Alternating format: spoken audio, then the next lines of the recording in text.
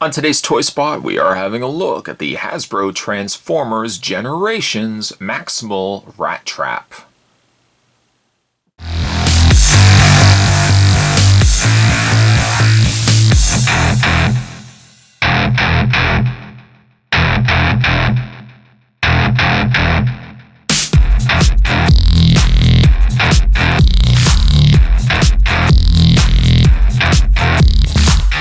Celebrating 30 years of Transformers, it's still hard to believe. I was around, if you guys could believe it, when the first episode of Transformers aired on TV. Not VHS, not beta, my friends. TV. Warning, choking hazard, small parts not for children under 3 years of age. Rattrap looks like he comes with a blaster. I got to say, though, likeness to so far the character, I think he looks awesome. Equally awesome is the package artwork on the top there of Rattrap. Indicates down below he's a Maximal, and also it indicates this is Series 2 and he's number 17. The back of the package features not only Rattrap in robot mode, but also in his rat mode. A read-up says this Maximal spy can infiltrate any area, burrowing through trash and rubble keeps Rattrap out of the line of fire.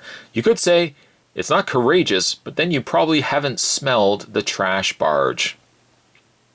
That's also carried over in Francais as well as Spanish. Tech specs are down below if you guys want to have a look at them. His skill considerably high as well as his speed.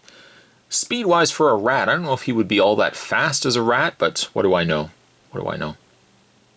Spot's going to take a break and get this opened up, and when we come back, we're going to get a better look at Rattrap. There's more heading your way, guys. Don't go anywhere. Stay tuned. So we'll first have a look at Rattrap in rat mode, and I really like him. I really think they did a great job of giving us an updated version of Rattrap. Yes, he is still very kibbly. You know, all his arms and legs and everything are basically folded into itself under his body here, but still he's a great looking update to the original Rattrap. I kind of wish I still had some of my original Beast Wars toys. I think I did at one point have a Rattrap, and just over the course of the years of collecting, I think I sold a whole bunch of my Beast Wars stuff, which kind of regret to this day.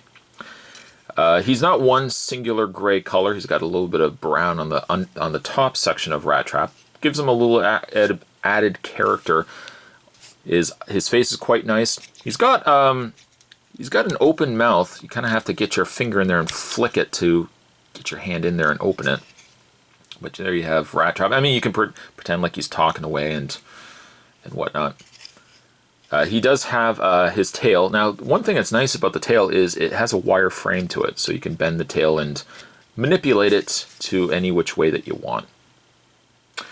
In rat mode as well, his handgun is concealed, and you can just take that. For transformation anyways, you'll want to take it out, but he has his little cannon, which pegs right into there via the handle of his gun. His gun is like a kind of a translucent, pearlish white color. Very nice in detail. In this mode, by the way, articulation on Rattrap, he doesn't have a lot, but he has it where it needs. He has articulation in the legs. His little feet also articulate, but not really a lot. I mean, when you start moving feet around too much, they come unclipped from the side notch here where the feet are pegged into place. His back feet are also articulated as well, slightly, not too much. But rat mode, I really like it. I think they did a great job on an update to Rattrap. Now to get this guy transformed, the first thing you'd want to do is take out the gun, which I've already done. Then you're going to reach around to the little side sections where his legs are. First thing you want to do is just really untab that. Get this whole section really out of the way, and then from there you can start pulling things out, such as his arms. Then go around to the back where his legs are, just kind of straighten those up, and take this whole section right here, and unclasp it from the rest of his body, and you want to basically lift this section up, kind of detach it from his head, and you want to lift this whole back section up. You can kind of see where we're really in the process of just unhinging him and unfolding him, But I find transforming him from rat mode to robot mode is the easier route than when you transform him from robot mode to rat mode. Because rat mode, you're taking a lot of what you're seeing here and you're just kind of finding ways to fold them in and get those areas folded underneath his body. While you're also at it, you can take the tail, fold that up, kind of just want to straighten it up a bit, and then take this section and fold it on the underside of his back. Take his legs and straighten those up, or at least his rat legs, and straighten them up. And if we flip around the front section of the mouse here, rat mode, take this section right here and you want to spin this around. You basically want this section opened, such as you see right here. You're taking the half section of the mouse leg, you're taking this piece right here and you're flipping it around. So what you end up having is kind of a half moon leg. Kind of see what you see right there. Then grab these sections, which will be his robot legs, and just kind of make sure they're out of the way from his arms. We'll work with his arms in a second. Take his legs, fold them down, and they'll sit flush right against the leg of Rattrap. Let's do the same thing with the other side here, and just get it to look like that. You know you've done this right also. There's a little notch opening area there, and there's a little clip right on the back of his legs. Take those two and line them up so that the gray peg ends up sitting through the notch. Again, do it on this leg. Little notch right there, little slot right there. Line them up.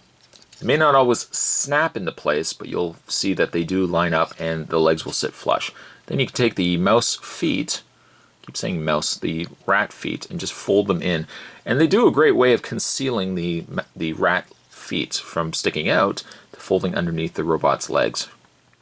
When you have more of an opportunity, take this section right here and just fold it forward, moving basically the rat section body further up, and then leaving it out of the way from doing the rest of the things, such as straightening out Rattrap's legs. Then take his arms and you want to straighten them out. There's ball hinges, little hinge points on the L on the shoulders. You want to move those out and just straighten out the arms like this. And you'll know you've done that right by these little notches on the shoulders will sit at the top, and they'll sit in the cavity section of where the rat's body would have been. Take the arms, straighten them down like so, and just turn the hands around, turn the arms around. Do the same up here. Rotate that up, bring the arms down, and then you can just straighten or kind of just turn the arms around so his fists are facing forward, and then take the whole top section of his rat head and flip it down like that. And right away you'll see, hey, there's Rattrap's head. And then for finishing touches, just take his arms and just kind of rotate them out of the way, depending on how you want him displayed. I kind of just have the arms not so much facing forward, I just kind of have them angled up. And there you have Rattrap. For Rattrap's face, it's a little blocked by his head section here being in the way. I kind of wish that there was a section to kind of just fold the ears. Like if the ears had been on a ball joint, you could kind of just fold them out of the way. Kind of blocks a little bit of light to Rattrap's face, but the face is a very nice update to the original Rattrap. Take Rattrap's blaster and we can just put it into his hand. Doesn't really sit in his hand very well, I've noticed. Kind of really more so clamp it into his hand because his hands are so extremely big. Just kind of clamp it in place like that. One other thing that's on Rattrap too, which is kind of neat, you can open up the forearm section, just kind of get your hands behind there and pop this through. Now, they kind of look like binoculars. I don't know if they're actually binoculars. They could also be explosives as well.